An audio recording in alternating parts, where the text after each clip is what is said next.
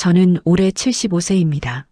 서울 변두리 작은 아파트에서 30년을 살아왔죠. 남편이 세상을 떠나고 혼자 지낸 지도 벌써 10년이 넘었습니다. 이 집은 제게 모든 것이었어요. 남편과 함께 20년 넘게 빚을 갚으며 어렵게 장만한 곳이었거든요. 아들 민수가 어릴 때는 이곳 작은 방에서 함께 책을 읽고 숙제를 도와줬습니다. 거실 창문으로 보이는 남산타워를 보며 남편과 저녁마다 차를 마시던 기억도 생생해요. 그런데 1년 전이었습니다. 아들 민수가 운영하던 작은 인쇄소 사업이 어려워지기 시작했어요. 민수는 결혼한 지 10년이 된 45살입니다. 성실하고 착한 아들이죠. 처음에는 제게 말하지 않았어요. 하지만 전화 통화를 할 때마다 목소리에 힘이 없었습니다. 어머니, 괜찮아요. 걱정 마세요라고 말했지만 저는 어머니니까 다 알았죠. 뭔가 잘못되고 있다는 걸요. 어느 토요일 오후였습니다. 며느리 수진이가 혼자 집에 찾아왔어요. 평소에는 손주들과 함께 오는데 그날은 혼자였습니다. 현관문을 열자마자 수진이의 표정이 심상치 않았어요. 어머님 말씀드릴 게 있어서 왔어요. 수진이는 거실 소파에 앉자마자 조심스럽게 입을 열었습니다. 저는 차를 내오며 마음의 준비를 했죠. 좋은 이야기는 아닐 거라는 걸 직감했거든요. 인쇄소 일이 요즘 정말 안 좋아요. 큰 거래처 두 곳이 계약을 끊었고요. 지금 있는 자금으로는 한 달을 넘기기도 힘든 상황이에요. 수진이의 눈가가 붉어졌습니다. 저는 가만히 듣고 있었어요. 어머님, 정말 죄송하지만요. 혹시 집을 전세 주실 수 있으세요? 그래서 전세금 일부를 사업 자금으로 좀 도와주실 수 있을까요? 가슴이 덜컥 내려앉았습니다. 그리고 어머님, 사업이 안정될 때까지만 당분간 저희 집에서 같이 지내시면 안 될까요? 성남 집이 좀 작긴 하지만 방 하나는 어머님 드릴 수 있어요. 수진이는 고개를 숙인 채 말을 이었습니다. 민수 오빠가 너무 힘들어해요. 밤마다 잠도 못 자고요. 어머님께 이런 부탁드리는 게 정말 죄송하지만 다른 방법이 없어요. 저는 대답을 할 수가 없었습니다. 수진이를 돌려보낸 후 저는 며칠 밤을 뜬 눈으로 지새웠어요. 창밖을 바라보며 남편 생각이 났습니다. 당신이라면 뭐라고 했을까요? 이 아파트는 7억 정도 됐어요. 평수는 크지 않지만 역세권이라 가격이 꽤 나갔죠. 전세를 주면 3억 5천만 원 정도는 받을 수 있을 겁니다. 평생 모은 재산을 이렇게 내놓는다는 게 쉬운 결정은 아니었어요. 저는 밤마다 계산기를 두드렸습니다. 3억 5천 중에서 2억을 아들에게 주면 1억 5천이 남죠. 그걸로 저는 살아갈 수 있을까요? 국민연금이 한 달에 50만 원 정도 나오니까 1억 5천을 예금해 두면 이자가 한 달에 40만 원쯤 될 겁니다. 합치면 90만 원이네요. 하지만 숫자가 문제가 아니었어요. 제 아들이 무너지는 걸 지켜볼 수는 없었습니다. 민수는 제 하나뿐인 자식이에요. 어릴 때부터 착하고 효자였죠. 남편이 아플 때 대학 등록금을 포기하고 일을 하겠다고 했던 아들입니다. 결국 제가 말렸지만요.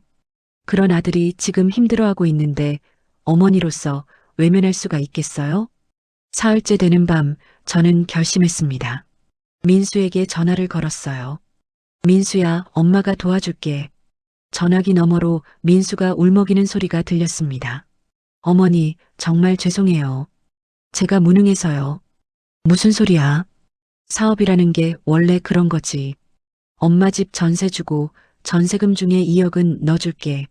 나머지 1억 5천은 엄마가 가지고 있을게. 나중을 위해서 말이야. 그리고 성남 집에 들어가서 당분간 같이 살자. 어머니, 감사합니다. 정말 감사해요. 전화를 끊고 나니 눈물이 났습니다. 기쁜 눈물이었는지 슬픈 눈물이었는지 저도 잘 모르겠어요.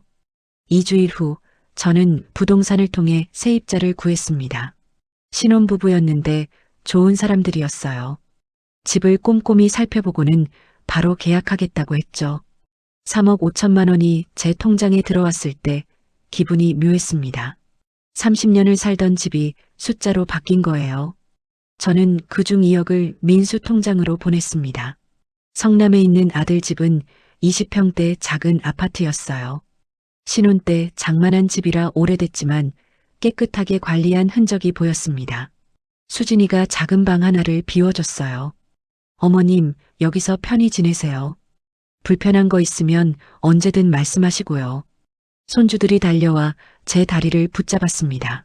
할머니, 이제 우리랑 같이 살아요? 그래, 할머니가 너희랑 같이 살게 됐단다. 작은 방에 짐을 풀며 생각했습니다. 가족과 함께라면 괜찮겠죠? 아들도 살리고 손주들도 자주 보고 나쁘지 않을 거예요. 그날 밤 낯선 방에 누워 천장을 바라봤습니다. 30년을 살던 집의 천장이 아니었어요.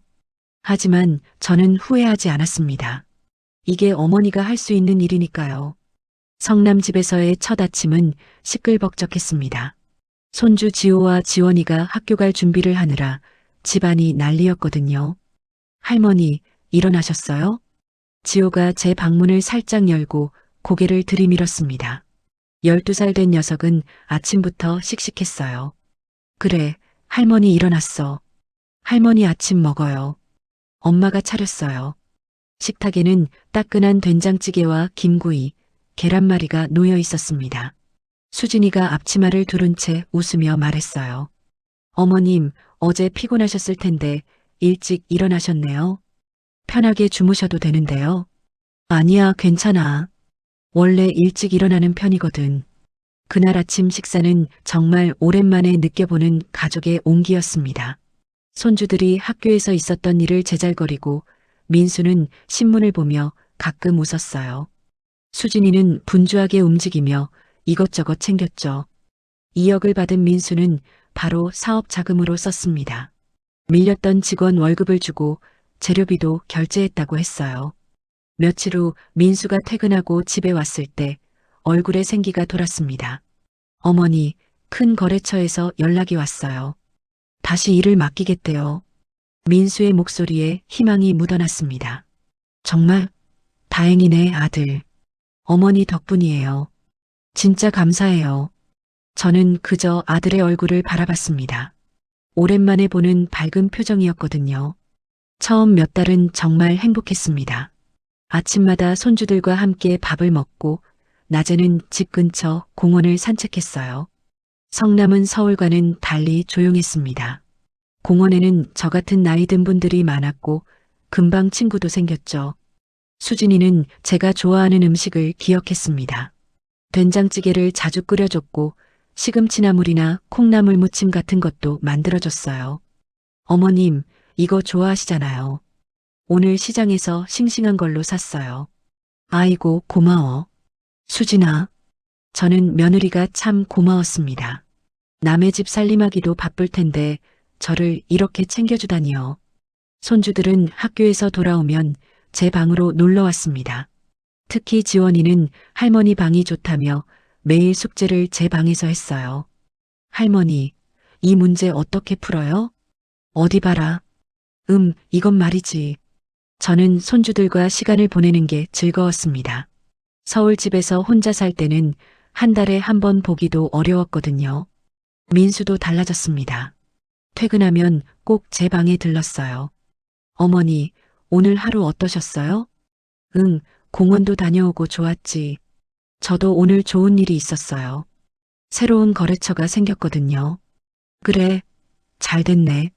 민수는 제 침대 끝에 앉아 회사 이야기를 했습니다. 어떤 일이 들어왔고 직원들이 어떻게 열심히 하고 있는지요. 저는 그냥 듣기만 했어요. 아들이 말하는 모습을 보는 것만으로도 좋았거든요. 한 달쯤 지났을 때였습니다. 민수가 저녁 식사를 하다가 말했어요. 어머니 덕분에 사업이 조금씩 나아지고 있어요. 이번 달은 흑자가 났어요. 정말 얼마나 다행이니. 다 어머니 덕분이에요. 어머니가 아니었으면 진작 문 닫았을 거예요.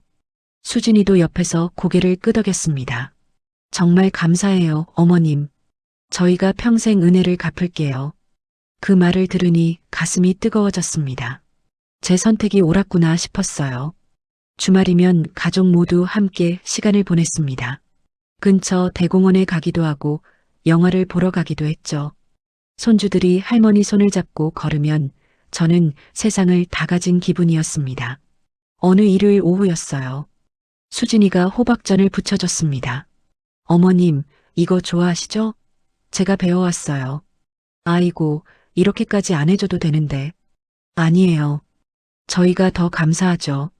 저는 호박전을 먹으며 생각했습니다. 서울 집이 그립긴 하지만 이렇게 가족과 함께 사는 것도 나쁘지 않네요. 밤에는 손주들이 제 방에 와서 제잘거렸습니다. 할머니, 우리 반에 새로 전학 온 애가 있는데요. 그래, 어떤 애인데? 되게 키가 커요. 그리고 축구를 엄청 잘해요. 지호는 신이 나서 이야기했고 지원이는 학교에서 받은 칭찬 스티커를 자랑했어요. 할머니, 저 오늘 숙제 잘했대요. 선생님이 칭찬하셨어요. 우리 지원이 대단한데? 역시 똑똑해. 이런 순간들이 쌓여갔습니다. 저는 점점 이곳이 제 집처럼 느껴졌어요. 석 달쯤 지났을 때 민수가 좋은 소식을 가지고 왔습니다. 어머니, 큰일 들어왔어요. 정말 큰일이에요. 그래, 얼마나 큰일인데? 관공서 입찰에 당첨됐어요. 1년 동안 계속 일이 들어와요. 민수의 얼굴이 환했습니다. 저는 아들의 손을 꼭 잡았어요. 정말 다행이다. 고생했어, 아들. 어머니가 도와주신 덕분이에요. 정말요. 그날 저녁 수진이가 특별히 맛있는 저녁을 차렸습니다. 불고기에 잡채, 전까지요. 온 가족이 식탁에 둘러앉아 웃으며 식사를 했어요. 저는 그 순간 확신했습니다. 제 선택이 틀리지 않았다고요. 아들도 살리고 가족과도 함께 지내고 이보다 더 좋을 순 없었습니다. 밤에 혼자 방에 누워 생각했어요. 1억 5천만 원은 아직 제 통장에 그대로 있습니다. 민수 사업도 이제 안정되는 것 같고 저는 이 돈으로 나중에 작은 집이라도 하나 얻을 수 있을 거예요. 창밖으로 성남의 야경이 보였습니다. 서울의 야경과는 달랐지만 이것도 나름 아름다웠어요. 저는 편안한 마음으로 눈을 감았습니다. 가족과 함께 지내는 것도 나쁘지 않네요. 아니, 오히려 좋았습니다. 혼자 살 때는 몰랐던 행복이었죠. 그렇게 1년이 흘렀습니다. 성남 생활도 이제 익숙해졌고 손주들도 많이 컸어요. 지호는 중학생이 됐고 지원이는 초등학교 6학년이 됐죠. 민수의 사업도 안정된 것 같았습니다. 매달 꾸준히 일이 들어왔고 직원도 2명 더 뽑았다고 했어요. 저는 이제 걱정을 덜어도 되겠다 싶었습니다. 그런데 어느 날 저녁이었어요. 저는 방에서 책을 읽고 있었습니다. 평소보다 조용한 집 안 분위기가 느껴졌죠. 손주들도 일찍 방으로 들어갔고 거실에서는 민수와 수진이가 무언가 이야기하는 소리만 들렸어요.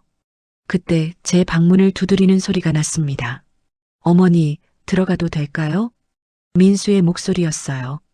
평소와는 다른 톤이었습니다. 그래, 들어와. 문이 열리고 민수와 수진이가 들어왔습니다. 두 사람의 얼굴이 심각했어요. 저는 순간 불길한 예감이 들었죠. 어머니, 잠시 앉아보세요. 민수가 제 침대 옆 의자를 권했습니다. 수진이는 제 맞은편에 앉았고요. 이상했어요. 평소에는 이렇게 격식을 차리지 않았거든요. 한참 동안 침묵이 흘렀습니다. 수진이가 민수를 쳐다봤고 민수는 고개를 숙인 채 말이 없었어요. 결국 수진이가 먼저 입을 열었습니다. 어머님, 죄송하지만 말씀드릴 게 있어요. 수진이의 목소리가 떨렸어요. 무슨 일인데? 저는 최대한 침착하게 물었습니다. 하지만 손은 이미 떨리고 있었죠. 사업 자금이 조금 더 필요해요. 큰 일을 맡게 됐는데 선입금을 내야 해요. 그런데 지금 가진 돈으로는 부족해서요. 수진이는 말을 이었습니다. 남은 돈 중에서요. 1억만 더 도와주실 수 있을까요? 그 순간 제 가슴이 철렁 내려앉았습니다. 1억이요? 제 통장에 남은 돈이 1억 5천만 원인데요. 1억을? 제 목소리가 떨렸습니다. 네, 어머님. 이번 일만 잘 마무리하면 정말 큰 돈을 벌 수 있어요. 그러면 어머님께 바로 돌려드릴 수 있고요. 민수가 고개를 들며 말했습니다. 하지만 제 눈을 제대로 마주치지 못했어요. 저는 머릿속으로 빠르게 계산했습니다. 1억 5천 중에 1억을 또 주면요. 제게 남는 건 5천만 원뿐이에요. 5천만 원으로 저는 뭘 할 수 있을까요? 큰일이 뭔데? 저는 조심스럽게 물었습니다. 대기업 협력사 일이에요. 1년 계약인데 금액이 10억이 넘어요. 근데 선입금으로 2억을 내야 해요. 지금 1억은 있는데 1억이 더 필요해요. 수진이가 설명했습니다. 말은 그럴듯했어요. 하지만 저는 불안했습니다. 만약에요. 만약에 그 일이 안 되면 어떻게 되는 거야? 안 될 리가 없어요, 어머님. 계약서도 다 썼고 다음 주면 일 시작해요. 민수가 급하게 말했습니다. 저는 한참을 입을 다물고 있었어요. 머릿속이 복잡했습니다. 1년 전 생각이 났죠. 그때도 이렇게 도와달라고 했었고 저는 제 집을 내놨습니다. 그리고 지금 또 도와달라고 하네요. 이러다가 정말 무일푼이 되는 거 아닐까요? 75세인 제가 5천만 원으로 뭘 할 수 있을까요? 어머니 말씀 좀 해주세요. 민수가 재촉했습니다. 평소에 다정한 목소리가 아니었어요. 민수야, 엄마도 생각 좀 해봐야 할 것 같은데. 뭘 생각하세요? 지금 당장 필요한데요. 다음 주까지 돈을 마련해야 한다고요. 민수의 목소리가 높아졌습니다. 저는 깊은 숨을 쉬었어요. 그리고 최대한 차분하게 말했습니다. 민수야, 수진아. 미안한데 1억은 좀 어려울 것 같아. 엄마도 나중을 대비해야 하잖니. 나중이요? 수진이의 표정이 굳어졌습니다. 응, 엄마도 늙었잖아. 혹시 아프거나 하면 병원비도 필요하고. 어머님, 저희가 있는데 무슨 걱정을 그렇게 하세요. 병원비 정도는 저희가 당연히 드리죠. 수진이의 목소리에 날이 섰습니다. 그래도 말이야. 1억은 너무 큰 돈이잖아. 저는 한참을 고민하다가 입을 열었습니다. 3천만 원 정도는 빌려줄 수 있을 것 같아. 그 정도면 어떨까? 그 순간 수진이의 얼굴이 확 굳어졌습니다. 민수도 고개를 떨구며 한숨을 쉬었어요. 3천만 원이요? 그걸로 뭘 하라는 거예요? 수진이가 냉랭하게 말했습니다. 수진아, 그래도. 아니에요. 됐어요. 저희가 알아서 할게요. 수진이는 벌떡 일어나더니 방문을 열었습니다. 그리고 쾅 소리와 함께 문을 닫고 나갔어요. 민수는 자리에서 천천히 일어났습니다. 저를 쳐다보는 눈빛이 차가웠어요. 어머니가 그러시면 저희가 어떻게 해요? 진짜 어떻게 하라고요? 민수의 목소리가 떨렸습니다. 화가 난 건지 실망한 건지 알 수 없었어요. 민수야, 엄마가. 됐어요. 알았어요. 민수도 방을 나가버렸습니다. 문이 닫히는 소리가 유난히 크게 들렸죠. 저는 그 자리에 그대로 앉아 있었습니다. 손이 덜덜 떨렸어요. 가슴이 두근거렸고 숨쉬기가 힘들었습니다. 제가 잘못한 걸까요? 아들을 돕지 않은 게 나쁜 건가요? 하지만 1억은 정말 너무 큰 돈이에요. 그걸 주면 저는 정말 아무것도 남지 않습니다. 거실에서 수진이와 민수가 이야기하는 소리가 들렸어요. 정확히는 들리지 않았지만 화난 목소리라는 건 알 수 있었습니다. 저는 침대에 누웠습니다. 천장을 바라보며 눈물이 났어요. 왜 이렇게 된 걸까요? 아까까지만 해도 행복했는데요. 밤이 깊어갔지만 잠이 오지 않았습니다. 뒤척이고 또 뒤척였죠. 민수의 차가운 눈빛이 계속 떠올랐어요. 수진이가 문을 쾅 닫던 소리도요. 저는 밤새 잠을 이루지 못했습니다. 새벽이 되어서야 잠깐 눈을 붙였지만 악몽을 꿨어요. 제가 길거리에 나앉아 있는 꿈이었습니다. 그날 이후 집안 분위기가 완전히 달라졌습니다. 아침에 일어나 방문을 열었을 때부터 느껴졌어요. 수진이가 부엌에서 아침을 준비하고 있었습니다. 저는 평소처럼 인사를 했죠. 수진아, 잘 잤니? 하지만 수진이는 대답이 없었어요. 고개를 돌리더니 설거지만 했습니다. 마치 제가 투명인간이 된 것처럼요. 저는 어색하게 서 있다가 다시 방으로 들어왔습니다. 가슴이 답답했어요. 며칠이 지났지만 상황은 나아지지 않았습니다. 오히려 더 나빠졌죠. 수진이는 저를 보면 인사는커녕 고개를 돌렸어요. 복도에서 마주쳐도 그냥 지나쳤습니다. 민수는 더 이상 제 방에 들르지 않았어요. 퇴근해서 집에 와도 곧장 자기 방으로 들어갔습니다. 한 번은 복도에서 마주쳤는데 민수가 저를 보고도 그냥 지나가려 했어요. 민수야. 제가 불렀지만 민수는 잠깐 멈췄다가 아무 말 없이 방으로 들어가 버렸습니다. 저는 그 자리에 멍하니 서 있었어요. 내 아들이 맞나 싶었죠. 가장 힘든 건 식사 시간이었습니다. 저녁 6시쯤 되면 부엌에서 맛있는 냄새가 났어요. 전에는 수진이가 저를 불렀었죠. 어머님, 밥 드세요. 하지만 이제는 아무도 부르지 않았습니다. 식탁에서는 민수 가족끼리만 밥을 먹는 소리가 들렸어요. 수저 부딪히는 소리, 손주들 웃음소리, 대화 소리요. 저는 방 안에서 그 소리를 들었습니다. 배가 고팠지만 나갈 수가 없었어요. 1시간쯤 지나서 조용해지면 저는 부엌으로 나갔습니다. 냉장고 위에 랩으로 쌓인 밥 한 그릇과 반찬이 놓여 있었어요. 전자레인지에 데워 먹는 밥은 차가웠습니다. 아니, 밥은 뜨거웠지만 제 마음이 차가웠던 거겠죠. 혼자 작은 식탁에 앉아 밥을 먹었어요. 씹어도 넘어가지 않았습니다. 눈물이 나려고 해서 꾹 참았죠. 손주들도 달라졌습니다. 지호와 지원이가 더 이상 제 방에 오지 않았어요. 한 번은 지원이가 제 방 앞을 지나가길래 불렀습니다. 지원아, 할머니한테 와봐. 지원이는 잠깐 멈췄어요. 그런데 수진이 목소리가 들렸습니다. 지원아, 어서 와.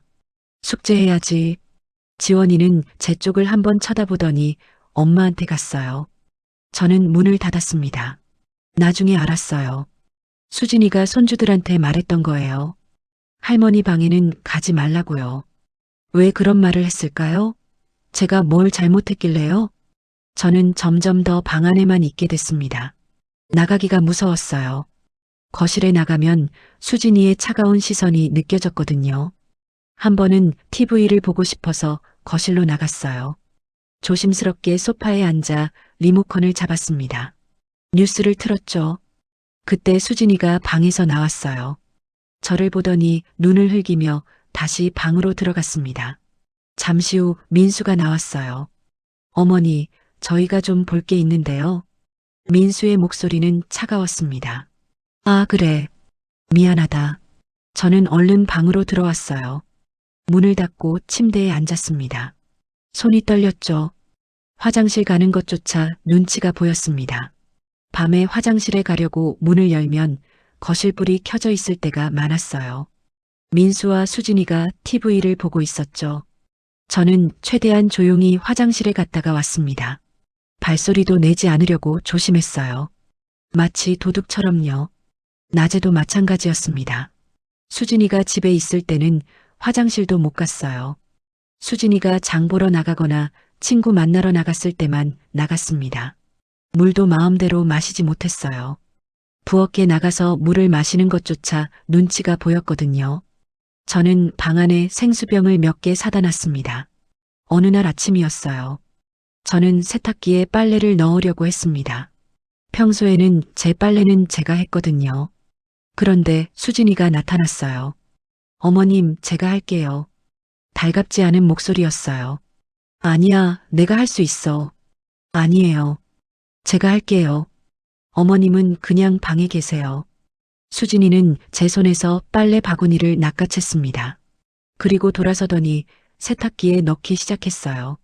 저는 그 모습을 잠깐 보다가 방으로 들어왔습니다. 도대체 뭐가 문제일까요? 날이 갈수록 저는 더 작아졌습니다. 방문을 열 때도 조심스러웠어요. 걸을 때도 소리를 내지 않으려 했고요. 마치 제가 이 집에 얹혀 사는 짐짝이 된 것 같았습니다. 아니, 짐짝보다 못한 존재요. 짐짝은 적어도 방해가 되지 않잖아요. 저는 존재 자체가 방해가 되는 것 같았어요. 거실에 나가면 분위기가 싸늘해졌고 부엌에 가면 수진이가 인상을 썼습니다. 어느 날 저녁 저는 방 안에서 울었어요. 소리내지 않고 조용히 울었습니다. 이불로 얼굴을 가리고요. 1년 전 생각이 났습니다. 서울 집을 떠날 때만 해도 희망이 있었어요. 아들을 돕고 가족과 함께 행복하게 살 거라고 생각했죠. 그런데 지금은 뭔가요? 저는 눈치만 보고 숨죽이며 사는 신세가 됐습니다. 3억 5천만 원을 받아 2억을 줬어요. 그리고 지금 또 1억을 달라고 했죠. 제가 거절했다고 이렇게 대하는 게 맞나요? 저는 잘못한 게 없습니다. 제 노후를 지키려고 한 게 잘못인가요? 75세 노인이 앞으로를 걱정하는 게 이기적인 건가요? 하지만 아무도 제 마음을 이해하지 않았어요. 민수도, 수진이도, 심지어 손주들도요. 저는 이 집에서 완전히 혼자였습니다. 가족들과 같은 공간에 있지만 저는 철저히 외로웠어요. 밤마다 서울집 생각이 났습니다. 30년을 살던 그 작은 아파트요. 혼자 살았지만 외롭지 않았던 그곳이요. 창밖을 보며 생각했습니다. 제가 잘못 선택한 걸까요? 아들을 도운 게 실수였을까요? 하지만 돌이킬 수는 없었어요. 이미 집은 전세를 줬고 돈도 줬습니다. 저는 이제 어떻게 해야 할까요? 그렇게 한 달쯤 지났을까요? 저는 점점 말라갔습니다. 밥맛도 없고 잠도 제대로 못 잤거든요. 그날 아침도 그랬어요. 일찍 눈이 떠졌는데 배는 고프지 않았습니다. 하지만 뭔가 먹어야 할 것 같았죠. 수진이 가족은 이미 아침을 먹고 난 후였어요. 설거지한 그릇들이 선반에 놓여 있었습니다. 저는 냉장고를 열었어요. 찬밥이 조금 있었습니다. 누룽지를 끓여 먹어야겠다고 생각했죠. 냄비에 물을 붓고 찬밥을 넣었습니다. 약한 불에 천천히 끓였어요. 구수한 냄새가 났지만 왠지 입맛은 당기지 않았습니다. 누룽지를 작은 그릇에 담았어요. 김치 조금과 함께 작은 식탁에 앉았습니다. 혼자 앉아 조용히 숟가락을 떴어요. 뜨거운 누룽지가 입안에서 퍼졌지만 맛이 없었습니다. 그냥 삼키는 것뿐이었죠. 한 숟가락, 두 숟가락 먹고 있었어요. 그때였습니다. 수진이 방에서 문 여는 소리가 났어요. 출근 준비를 하는 모양이었습니다. 구두 신는 소리, 가방 챙기는 소리가 들렸죠. 저는 최대한 조용히 먹으려고 했어요. 소리 내지 않으려고 조심했습니다. 그런데 갑자기 수진이가 부엌으로 들어왔어요. 화장을 마친 얼굴이었습니다. 평소 같으면 예쁘다고 생각했을 텐데 그날은 그 얼굴이 무서웠어요. 수진이는 저를 쳐다봤습니다. 차가운 눈빛이었죠. 그리고 성큼성큼 제 앞으로 걸어왔어요. 무슨 일인가 싶었어요. 혹시 뭘 가지러 온 건가 생각했습니다. 그런데 수진이가 갑자기 제 손에 들린 숟가락을 휙 뺏어갔어요. 저는 깜짝 놀라 수진이를 쳐다봤습니다. 지금 밥이 넘어가세요? 수진이의 목소리는 차갑고 날카로웠습니다. 수진아, 아들이 이렇게 힘든데 어떻게 밥이 넘어가세요? 어떻게 이렇게 태연하게 드실 수가 있으세요? 수진이가 제 앞에서 소리쳤어요. 손에는 제 숟가락이 들려 있었습니다. 저는 아무 말도 할 수 없었어요. 머릿속이 하얘졌습니다. 민수 오빠가 지금 얼마나 힘든지 아세요?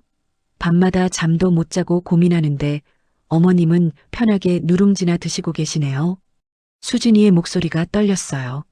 화가 난 건지 울고 있는 건지 알 수 없었습니다. 나는 그냥 뭐가요? 1억도 안 도와주시면서 뭘 그냥이에요? 수진이가 숟가락을 식탁에 던졌어요. 쨍그랑 소리가 났습니다. 저는 그 자리에 얼어붙었어요. 손은 여전히 숟가락을 쥐려는 자세였지만 숟가락은 없었습니다. 그때 현관에서 민수 목소리가 들렸어요. 수진아, 빨리 나와. 늦겠어. 민수는 넥타이를 매고 있었어요. 부엌 쪽을 한번 쳐다봤습니다. 저와 수진이가 있는 걸 봤을 거예요. 하지만 민수는 아무 말도 하지 않았습니다. 그냥 현관문을 열고 나가버렸어요. 수진이도 저를 한번 쏘아보더니 가방을 들고 나갔습니다. 쿵소리와 함께 문이 닫혔죠. 저는 그 자리에 그대로 앉아 있었습니다. 한참 동안이요. 누룽지는 식탁 위에 그대로 있었어요. 김이 모락모락 나던 그릇은 이제 식어가고 있었습니다. 제 손은 여전히 떨리고 있었어요. 가슴이 두근거렸고 숨쉬기가 힘들었습니다. 밥이 넘어가냐고요? 제가 어떻게 밥을 먹으면 안 되나요? 저도 사람인데 먹어야 살지 않나요? 눈물이 났습니다. 주르륵 흘러내렸어요. 닦지도 않았습니다. 저는 천천히 일어났어요. 식탁 위에 누룽지를 싱크대에 버렸습니다. 그릇을 씻지도 않고 방으로 들어왔죠. 침대에 누웠어요. 천장을 바라봤습니다. 눈물은 계속 흘렀습니다. 제가 뭘 잘못했을까요? 1억을 안 준 게 그렇게 큰 죄인가요? 제가 밥을 먹는 게 나쁜 건가요? 하루 종일 방에 누워 있었습니다. 화장실도 가지 않았어요. 물도 마시지 않았고요. 저녁이 되었어요. 거실에서 저녁 먹는 소리가 들렸습니다. 평소와 다름없는 소리였어요. 손주들 웃음소리, 수저 부딪히는 소리, 대화 소리요. 마치 아침 일이 없었던 것처럼요. 아무도 제게 관심이 없었습니다. 저는 일어나지 않았어요. 배가 고팠지만 나갈 수가 없었습니다. 밤이 깊어갔고 저는 그대로 누워 있었어요. 다음 날도 마찬가지였습니다. 아침에 눈을 떴지만 일어나지 않았어요. 일어날 힘이 없었습니다. 민수 가족이 아침을 먹는 소리가 들렸어요. 출근하고 등교하는 소리도 들렸죠. 하지만 아무도 제 방문을 두드리지 않았습니다. 저는 침대에 누워 천장만 바라봤어요. 눈물이 말랐습니다. 더 이상 나오지 않았어요. 점심시간이 지나고 오후가 되고 저녁이 됐습니다. 저는 계속 누워 있었어요. 배가 고팠어요. 정말 고팠습니다. 하지만 부엌에 나갈 용기가 없었습니다. 셋째 날이었을까요? 저는 겨우 일어났어요. 비틀거리며 화장실에 갔습니다. 거울을 봤죠. 거울 속 제 모습은 끔찍했어요. 눈은 퉁퉁 부어 있었고 얼굴은 창백했습니다. 머리는 산발이었고요. 저는 세수를 했어요. 차가운 물이 얼굴을 적셨습니다. 방으로 돌아와 다시 누웠어요. 그리고 또 울었습니다. 넷째 날, 다섯째 날, 여섯째 날도 마찬가지였습니다. 저는 방 밖으로 나가지 않았어요. 가끔 화장실 갈 때만 나갔습니다. 그것도 가족들이 없을 때만요. 일주일이 지났어요. 저는 거의 먹지 못했습니다. 방에 놔뒀던 생수만 마셨죠. 몸무게가 많이 빠진 게 느껴졌어요. 옷이 헐렁했습니다. 그 일주일 동안 아무도 제게 관심을 주지 않았어요. 민수도 수진이도 손주들도요. 마치 저는 없는 사람처럼요. 아니, 차라리 없는 게 나았을지도 모르죠. 일곱째 날 밤 저는 창밖을 바라봤습니다. 성남의 불빛이 반짝이고 있었어요. 문득 생각했습니다. 제가 여기서 뭐 하고 있는 건가요? 왜 이렇게 살아야 하나요? 그날 밤 저는 결심했습니다. 더 이상은 안 되겠다고요. 이렇게는 살 수 없다고요. 창밖을 보며 조용히 말했어요. 미안해요, 여보.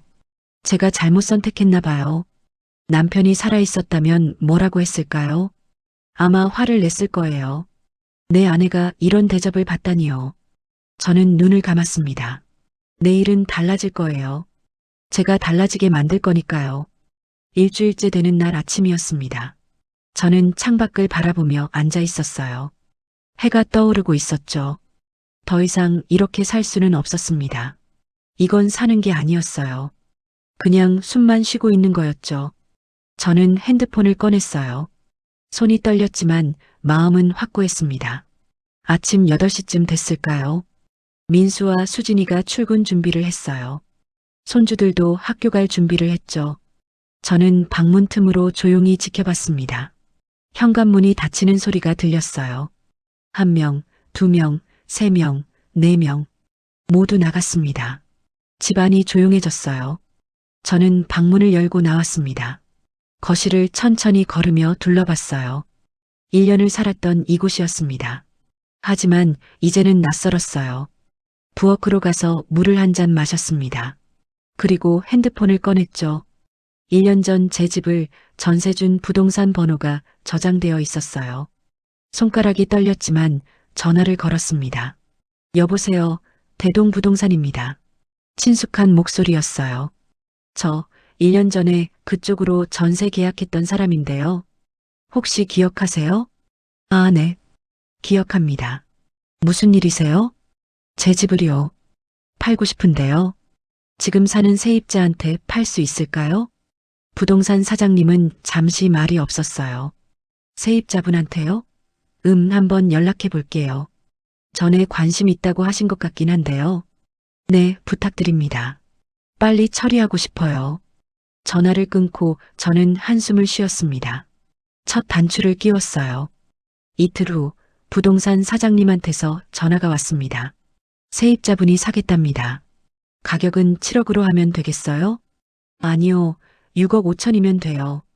빨리 정리하고 싶어요. 6억 5천이요? 그럼 세입자분은 좋아하시겠는데요. 확실하세요? 네, 확실해요. 저는 돈이 중요하지 않았습니다. 빨리 정리하는 게 중요했어요. 계약은 일주일 만에 성사됐습니다. 세입자는 신혼부부였는데 정말 좋아했어요. 시세보다 5천만 원이나 싸게 샀으니까요. 집값이 6억 5천만 원이니까 전세금 3억 5천만 원을 세입자한테 돌려주고 나면 3억이 남습니다. 은행에 앉아 통장을 정리했어요. 원래 가지고 있던 1억 5천만 원에 이번에 받은 3억을 더하니 4억 5천만 원이 됐습니다. 아, 그런데 3천만 원은 민수한테 빌려줬으니까 실제로는 4억 2천만 원이네요. 하지만 그 돈은 돌려받을 생각이 없었습니다. 은행 창구 직원이 물었어요. 어르신, 이렇게 큰 돈을 통장에 다 넣으시면 위험해요. 분산하시는 게 좋을 텐데요. 괜찮아요. 곧 쓸 거예요. 저는 통장을 받아들고 은행을 나왔습니다. 가슴이 두근거렸어요. 무섭기도 하고 설레기도 했습니다. 성남 집으로 돌아왔어요. 아직 아무도 없었습니다. 민수는 회사에 있고 수진이도 일하러 갔고 손주들은 학교에 있었죠. 저는 제 방으로 들어갔습니다. 그리고 조용히 짐을 쌌어요. 많지 않았어요. 옷가지 몇 벌, 화장품, 사진 몇 장이 전부였습니다. 큰 가방 하나에 다 들어갔죠. 남편 사진을 마지막으로 챙겼어요. 액자에서 꺼내 조심스럽게 가방에 넣었습니다. 여보, 우리 이제 새로 시작하자. 작은 목소리로 말했어요. 짐을 다 싸고 나니 오후 3시쯤 됐습니다. 손주들이 오후 4시쯤 오고 민수와 수진이는 6시쯤 올 거예요. 저는 거실로 나갔습니다. 탁자 위에 하얀 종이와 펜을 꺼냈어요. 한참을 생각했습니다. 뭐라고 써야 할까요? 긴 편지를 쓸까 했어요. 제 마음을, 제 아픔을, 제 실망을 다 쓸까 했습니다. 하지만 펜을 들자 간단한 문장만 나왔어요. 나는 이제 떠나니 나를 찾지 마라. 그게 전부였습니다. 더 할 말이 없었어요. 아니, 하고 싶은 말은 많았지만 할 필요가 없었습니다. 쪽지를 탁자 위에 올려뒀어요. 거실 한가운데 놓았습니다. 들어오면 바로 보이는 곳이었죠. 마지막으로 집안을 둘러봤습니다. 1년을 살았던 곳이에요. 손주들 웃음소리가 들렸던 곳이고 민수와 이야기를 나눴던 곳이었죠. 하지만 이제는 아무 미련도 없었습니다. 가방을 들고 현관문으로 갔어요. 신발을 신고 손잡이를 잡았습니다. 잠깐 멈췄어요. 정말 이렇게 가는 게 맞을까요? 하지만 다시 생각했습니다. 숟가락을 빼앗겼던 그 아침을요. 일주일 동안 아무도 관심 주지 않았던 날들을요. 저는 문을 열었습니다. 그리고 뒤돌아보지 않고 나왔어요. 엘리베이터를 타고 내려갔습니다. 로비를 지나 아파트 정문을 나왔죠. 버스 정류장에서 버스를 기다렸어요. 성남역으로 가는 버스였습니다. 버스가 왔어요. 저는 올라탔습니다. 뒷자리에 앉아 창밖을 봤죠. 아파트가 점점 멀어졌습니다. 1년을 살았던 곳이, 아들이 사는 곳이 작아졌어요. 성남역에 도착했습니다. 저는 지하철을 탔어요. 서울역으로 가는 전철이었죠. 서울역에 도착해서 고속버스 터미널로 갔습니다. 창원행 버스표를 끊었어요. 할머님, 창원 가시는 거예요? 다음 버스는 1시간 후에 있어요. 네, 괜찮아요. 저는 대합실에 앉아 기다렸습니다. 주변에는 여행 가는 사람들, 고향 가는 사람들이 있었어요. 저도 고향으로 가는 거죠. 30년 만에요. 버스 시간이 됐습니다. 저는 버스에 올랐어요. 맨 뒷자리에 앉았습니다. 버스가 출발했어요. 서울을 벗어났습니다. 창밖으로 고속도로가 지나갔어요. 저는 가만히 앉아 창밖만 봤습니다. 30년을 살았던 서울이었어요. 남편과 함께 왔고 아들을 키웠고 행복했던 곳이었죠. 하지만 이제는 떠났습니다. 돌아갈 집도 없고 기다리는 사람도 없어요. 아니에요. 저는 자유로워진 겁니다. 이제 눈치 볼 필요도 없고 숨죽일 필요도 없어요. 버스는 계속 남쪽으로 달렸습니다. 해가 저물어가고 있었어요. 저는 가방 속 남편 사진을 꺼내봤습니다. 사진 속 남편은 웃고 있었어요. 여보, 우리 새로 시작해요. 이번엔 우리만 생각하며 살아요. 작은 목소리로 말했습니다. 옆자리 사람은 졸고 있었어요. 창원까지는 4시간이 걸렸습니다. 저는 그 시간 동안 많은 생각을 했어요. 후회되냐고요? 아니요. 전혀요. 이제 제 인생을 살 겁니다. 75년을 살았지만 앞으로가 더 중요해요. 버스가 창원에 도착했습니다. 저는 가방을 들고 내렸어요. 밤 공기가 차가웠습니다. 고향의 공기였어요. 30년 만에 맡아보는 냄새였죠. 저는 깊이 숨을 들이쉬었습니다. 그리고 웃었어요. 오랜만에 진심으로 웃었습니다. 창원 터미널에서 나와 택시를 탔습니다. 기사님이 물었어요. 어디로 모실까요? 조용하고 살기 좋은 동네 아세요? 부동산 있는 곳으로 가주세요. 마산 쪽이 좋을 것 같은데요. 조용하고 집값도 괜찮아요. 택시는 마산 쪽으로 달렸습니다. 창밖으로 익숙한 풍경이 지나갔어요. 어릴 때 다니던 시장 근처도 보였고 친구네 집이 있던 동네도 지나갔습니다. 눈물이 날 것 같았어요. 하지만 슬픈 눈물은 아니었습니다. 이상하게 마음은 가벼웠거든요. 부동산에 들어갔습니다. 사장님이 반갑게 맞아줬어요. 어서 오세요. 뭘 찾으세요? 전세로 빌라 하나 구하려고요. 깨끗하고 조용한 곳이면 좋겠어요. 예산은 어느 정도 생각하세요? 1억 5천 정도요. 사장님이 컴퓨터를 뒤적였습니다. 몇 군데를 보여줬는데 한 곳이 마음에 들었어요. 이 빌라는 신축이에요. 2층인데 햇볕도 잘 들고요. 주변에 공원도 있고 시장도 가깝습니다. 가봐도 될까요? 네, 지금 가시죠. 빌라는 정말 마음에 들었습니다. 2층 끝집이었는데 작지만 아늑했어요. 거실에서 창문을 열면 멀리 산이 보였습니다. 햇살이 잘 들어왔어요. 따뜻한 느낌이었죠. 부엌도 깨끗했고 화장실도 새 것이었습니다. 여기로 할게요. 그래요? 좋은 선택하셨어요. 계약은 이틀 만에 끝났습니다. 1억 5천만 원을 전세금으로 냈어요. 은행에 가서 2억짜리 정기예금을 들었습니다. 1년짜리로요. 저는 국민연금이 한 달에 50만 원 정도 나왔습니다. 혼자 살기엔 충분했죠. 짐을 풀고 나니 벌써 사흘이 지났습니다. 집안을 정리하고 필요한 것들을 샀어요. 이불, 식기, 생활용품들이요. 마트에서 장을 보는데 기분이 좋았습니다. 제가 먹고 싶은 것만 골랐어요. 누룽지 만들 쌀도 샀고 좋아하는 나물도 샀습니다. 계산하면서 생각했어요. 이제는 눈치 볼 필요가 없구나. 집에 돌아와 냉장고를 채웠습니다. 그리고 핸드폰을 꺼냈어요. 오랜만에 옛 친구들에게 연락했습니다. 30년 전 서울로 올라가면서 연락이 끊겼던 친구들이요. 첫 번째로 전화한 사람은 영숙이었어요. 같은 동네에서 자란 친구였죠.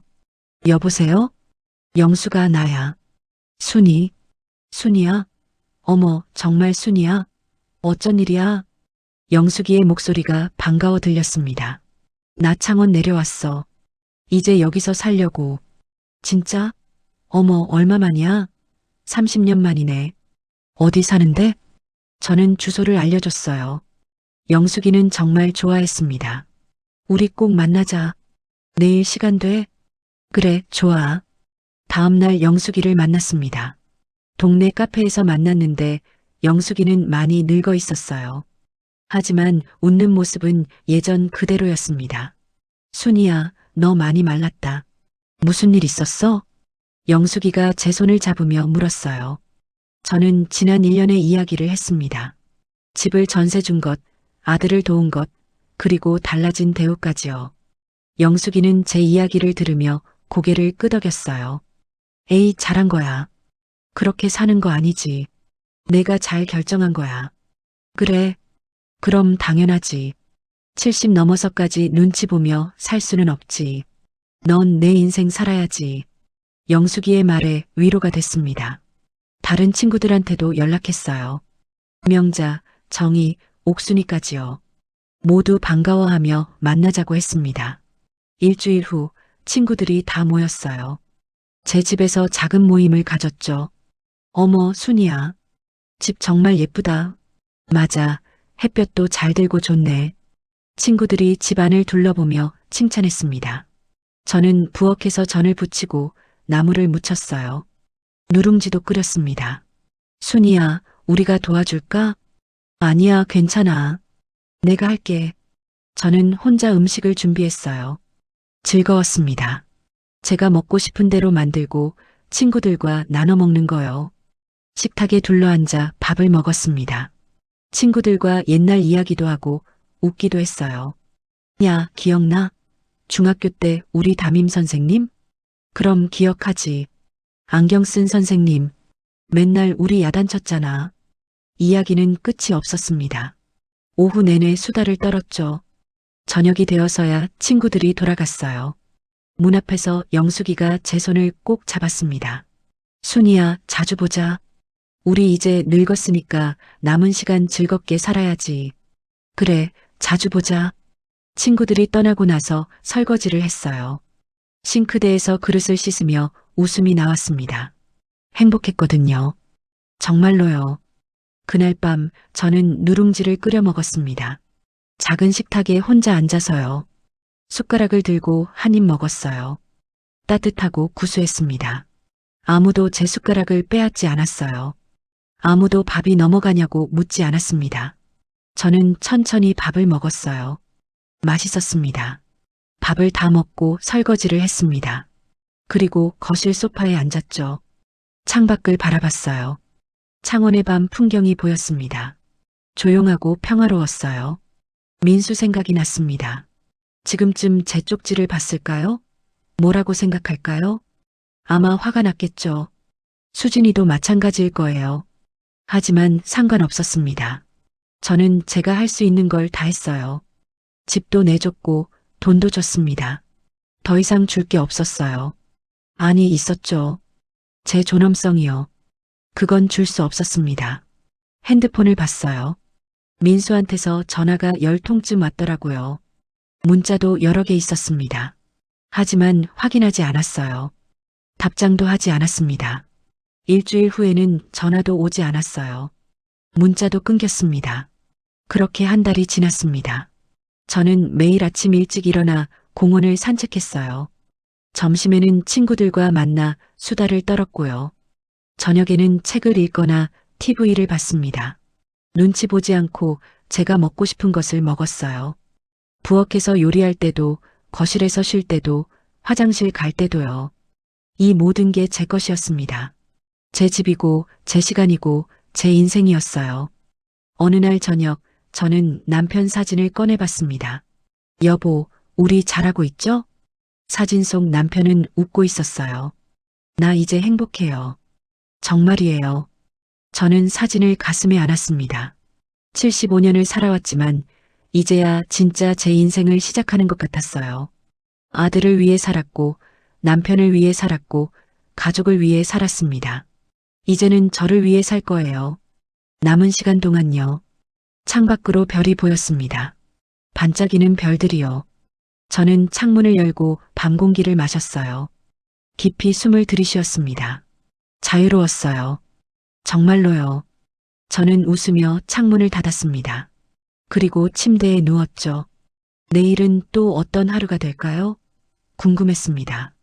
기대됐어요. 눈을 감으며 생각했어요.